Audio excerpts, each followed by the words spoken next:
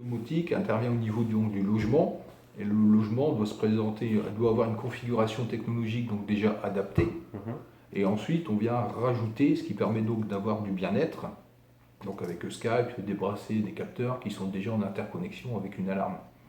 Et donc c'est un package, je pense, complet qui fait que.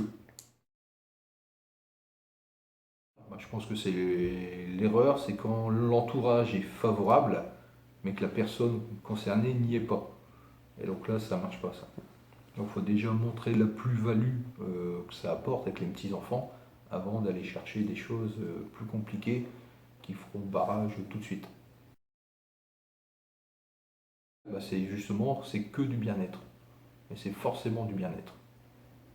Alors c'est du bien-être pour se sentir entouré, pour les enfants, les petits-enfants. C'est du bien-être pour se sentir en sécurité, donc soi-même, être rassuré d'être chez soi. Et ensuite, c'est du bien-être pour se sentir rassuré.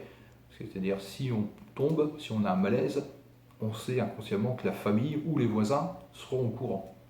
Donc déjà ça rassure la personne âgée.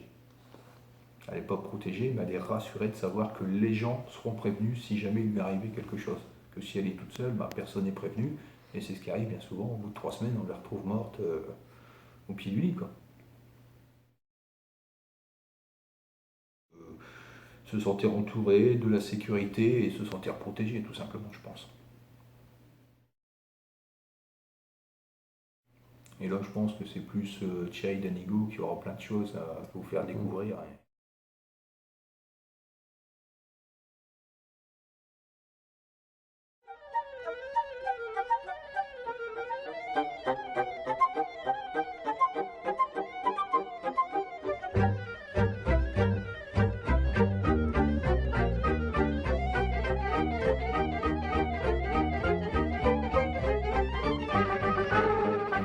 Voici quelques appareils de contrôle de l'environnement qui existent toujours sur le marché et nous constatons de plus en plus que la demande des usagers, c'est aussi avoir aujourd'hui du matériel grand public, avoir accès à des tablettes qui ergonomiquement sont facilement transportables, installables sur un fauteuil roulant électrique ou manuel, et qui permettent à la fois, on le voit bien ici, de piloter son environnement, mais aussi d'avoir accès à l'Internet. Et à partir de l'Internet, d'avoir accès aux réseaux sociaux, donc pouvoir animer son blog, son Facebook, pouvoir utiliser Skype, et de plus en plus utiliser une messagerie, parce qu'on ne peut plus vivre en 2017 sans messagerie. Tous les imprimés nous demandent une adresse email. À tel point qu'il existe de nombreuses applications, même pour les personnes qui ne savent ni lire ni écrire, pour utiliser des technologies de compensation pour assister les messageries de voix de synthèse. Alors, il s'agit de Sarah Ezekiel, une femme qui est atteinte de maladie de Charcot. Donc elle utilise la commande oculaire pour accéder à un clavier virtuel. Et pour le coup, elle peut communiquer, générer une voix de synthèse. Elle peint également avec la commande oculaire, ce qui lui permet de produire des œuvres d'art, de les montrer, de graviter autour d'un monde de l'art.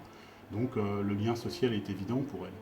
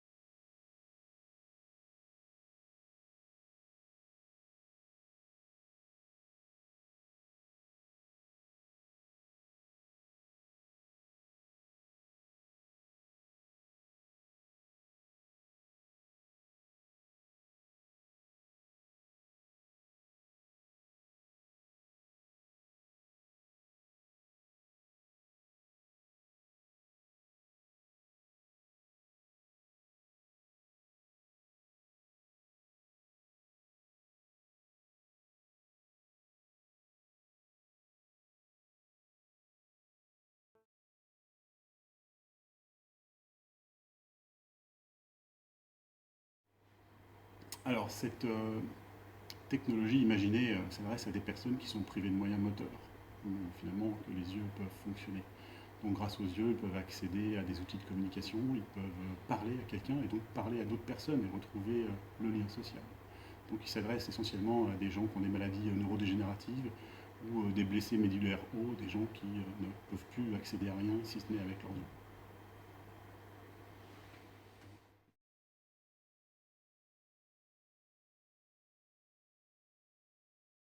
Donc en effet, la domotique peut aider dans le lien social, comme par exemple trouver sa place dans la famille. Quand vous avez une machine comme celle-ci qui permet de tout simplement fermer les rideaux, les volets, éteindre tout seul sa télé, éteindre la lumière, voire même être éteinte et même du regard, bah, finalement vous êtes indépendant, vous ne sollicitez pas le reste de la famille, vous avez une part d'autonomie, vous retrouvez une place quelque part dans la famille.